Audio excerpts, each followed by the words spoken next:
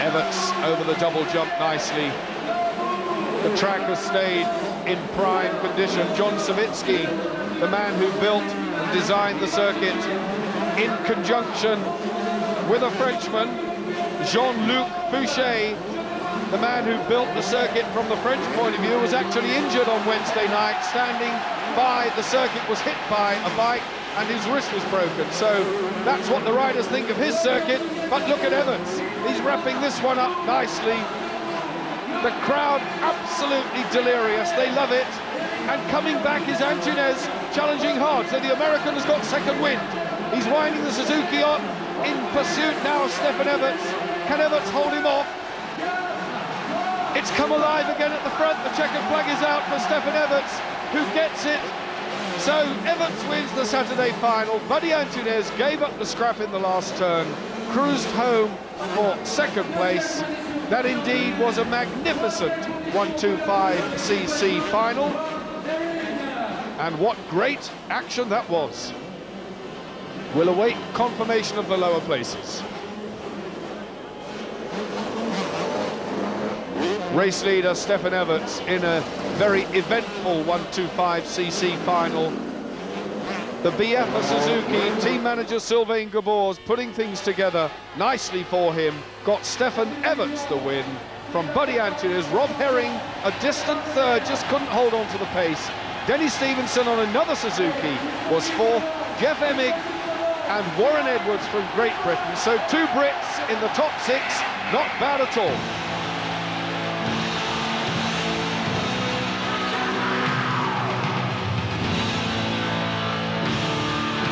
Superb performance by Stefan Everts then. The man he wore down is the second man in your picture now, number 6, Buddy Antunes. On his right, number 3, Rob Herring, and that is what gave the win, or rather the lead, to Antunes, as the early leader went over the handlebars.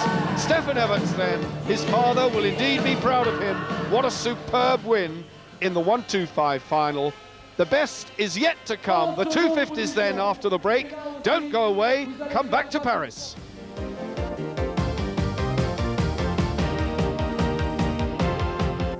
The 250 final.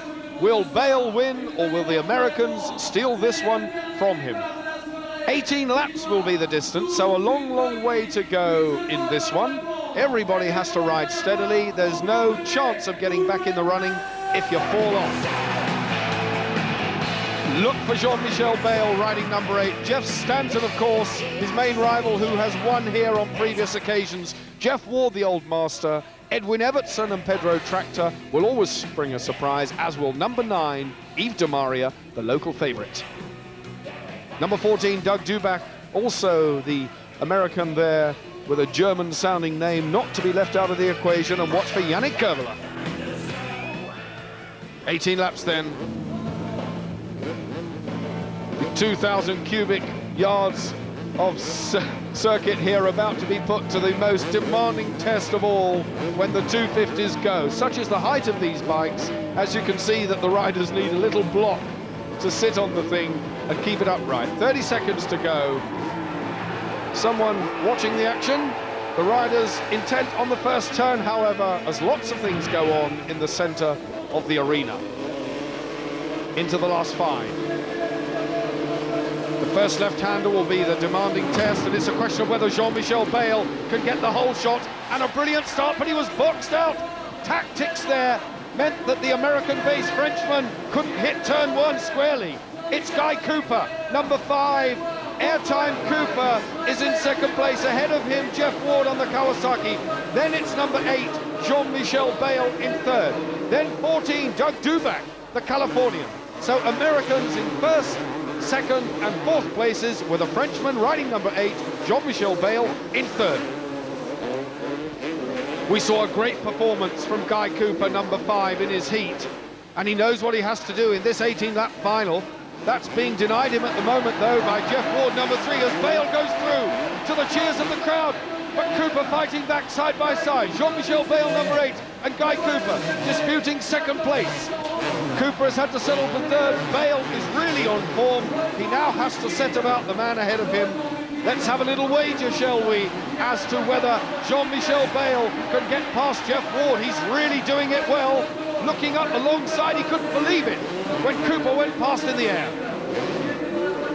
Well, that was great stuff. Guy Cooper did the double jump in one hit there and passed Jean-Michel Bayle in the air and caused the Frenchman to look up left in astonishment.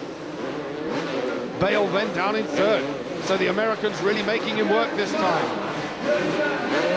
Still a long, long way to go, and there will be one or two pit signals as Cooper steps off the bike in the full flow of action, ran alongside in a vain attempt to get back on, and ended up throwing it away. Well, terrific stuff. Jean-Michel Bayle then in second place. In third place, it looked like Edwin Evertson, and I'll tell you that as soon as I can firm up on the numbers. But Jean-Michel Bayle is having to work for that second place. They are really putting him under pressure. It's Doug Duback, number 14 in third. There he is, and he's closing. So Doug Duback, number 14, in third place. Number 8, Jean-Michel Bayle is in second still. And Jeff Stanton in fourth, number 1. Look at Duback go. So Doug Duback on the Yamaha from the USA, 27 years of age, is really scorching on. And he's closing by the second on Jean-Michel Bayle, and has really got the bit between his teeth. Can Bayle keep him at bay? So the scrap for second place then. Number 8 in second, Jean-Michel Bayle. Doug Duback, number 14, is still with him. Out in the lead is Jeff Ward, number 3. So Wardy on the Kawasaki it is, but the battle further down the order for second, unbelievably quick, between this man and this man, Jean-Michel Bayle, number 8, and Doug Duback. Duback, known as Dr. D by all his friends, colleagues and supporters, from Chino, California, another one of the American Supercross stars. There's the race leader, number 3. Jeff Ward is on the Kawasaki, but the scrap for second, third and fourth places pulling him ever closer. Bayle seems to have broken the toe from Duback and is piling on the coals, but there's a tail ender ahead of Jeff Ward. I can hardly hear myself think here with the crowd. They're really rising to this one. That's what they've paid their money for, and they're not being disappointed. Unbelievable! Jeff Ward steps off 30 feet up in the air because he knew he made a mistake. He'd got it wrong on the takeoff, and he dismounted. What presence of mind the American had. He dismounted from the Kawasaki 30 feet up because he knew he'd got it wrong. So the new race leader, Jean-Michel Bayle, has another tumble behind him. Almost brings Duback off, and that's Jeff Stanton. So they're falling right, left and centre here. The crowd really getting their money's worth in this 250 final. Brilliant stuff from the Bercy Stadium. This is Supercross at its very best. Jean-Michel Bayle then, out in the lead, looking relatively unchallenged as Doug Duback powers on to second place. Well, I've got to call it here because the pace, not just on the track, but in the commentary box, is totally frenetic and really out of order. There, Jeff Ward, number 3, regained his composure, not at all shaken by that amazing get-off. He will have won the hearts of the crowds for that one, but not nearly so much as this man, the French favourite, who looks oh so likely now to be the first non-American to win the Paris Supercross in its 8-year history. The American domination of the event looks like being broken by Jean-Michel Bayle, former 125cc, former 250cc world champion, number 8 in your picture. What a super race he's had, and what an amazing string of good and bad fortune to the other riders, which resulted in Jean-Michel Bayle being here in the top slot in the 250 final. Under the tunnel, Doug Duback, number 14, still in second place. The third place man very much more distant as Duback cruising home on the Yamaha. The distinctive colouring of the 1990 Yamahas.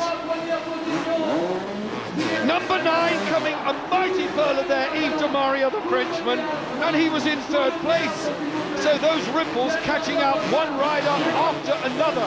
De Maria, it was the latest to fall foul of the whoops. and nearly bashed his teeth out on the handlebars, it looked, from where I was sitting.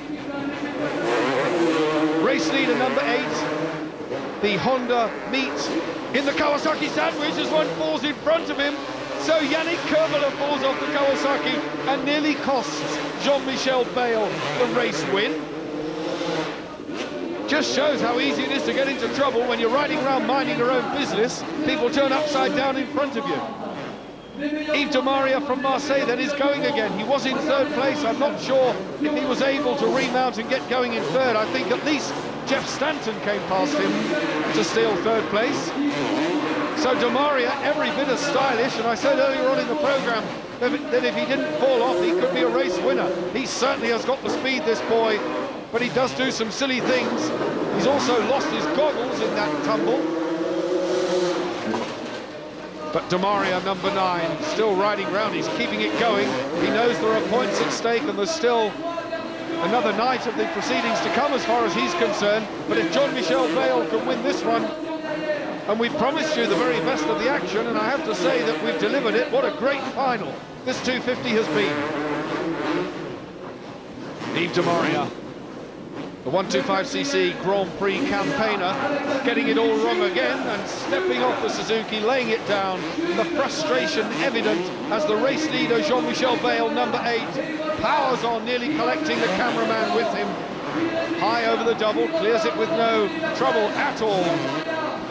Bayle heading for the King of Bercy title, the first European so-to-do ever in the history of the event, and the crowd, well, they might well make him a national hero after this. Give him the keys to the city if he hasn't got them already.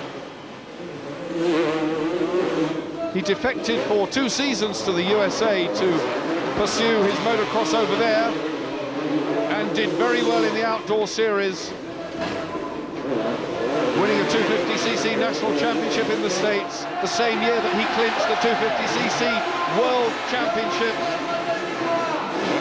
But he's lapping number 33, Philippe Gailly, fellow countryman. Move over, Philippe, don't for goodness sake cost me the win in this one. It's been hectic enough as it is. I just wonder if the champagne corks will pop at the end of this for Jean-Michel Bayle, because what an incredible, this will be his 3rd final win on the trot, having won beautifully the first 2 nights.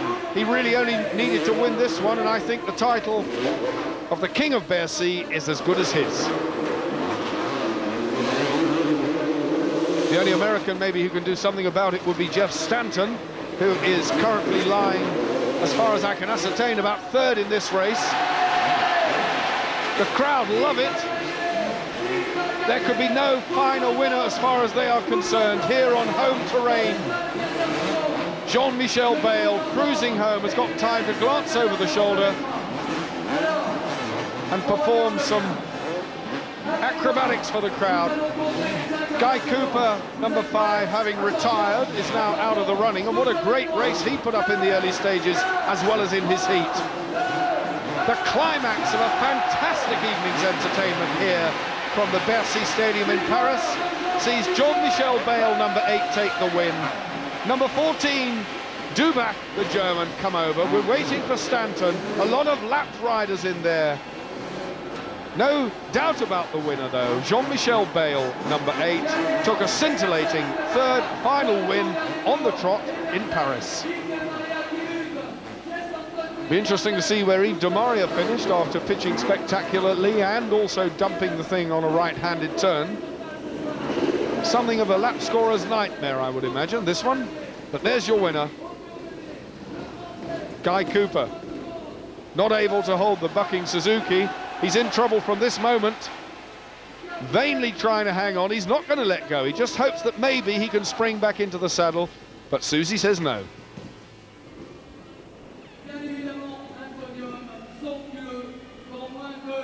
Well, we could be minutes and minutes and minutes showing you some of the highlight crashes. This is Yves de Maria getting it wrong. You see what I mean about his head going down, almost knocked his teeth out on the handlebars, and he crashed in mighty fashion there, just in exactly the same place as Guy Cooper got it wrong. But here's the winner, Jean-Michel Bayle, number 8 on the Honda.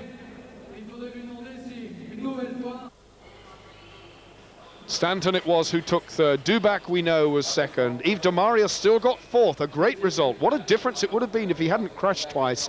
Edwin Evertson and Pedro Tractor, the two Dutchmen, taking 5th and 6th places. Guy Cooper was credited with 10th, despite the fact he almost retired. Yannick Kerveler, Philippe Gailly, and poor Jeff Ward, number 12.